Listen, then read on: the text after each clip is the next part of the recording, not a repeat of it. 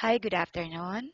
Hi, good afternoon. Please tell us something about your work experience. I'm working before sa salon, as salon.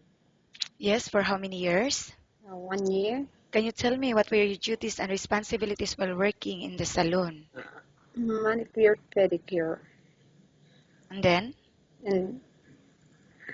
and service crew. okay, so being a service crew, what were your duties and responsibilities? Uh, Cleaning the floor and assist the customer to purchase. Okay, and right now, can I know the status of your visa? Visa status. Tourist visa. When it is expired?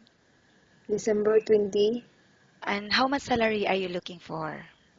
8. Okay, and how would you describe your own personality? My own personality is I'm hardworking person. Okay, and what are your hobbies? My hobbies is cleaning the house and uh, cook, cook Cooking? Yes, and what is your specialty in cooking? Filipino food. Are you married or single? Married, Do you have any kids? one kid. I will now ask you questions about different situations you may encounter while on the job, okay? Okay, If the baby won't stop crying, what will you do? I will give her milk. I Ah, will give the milk to stop crying. Playing the toy. okay.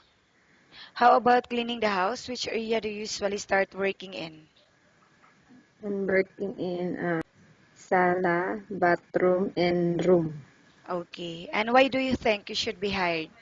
I'm a hardworking person. Okay, thank you. Nice talking with you and have a good day.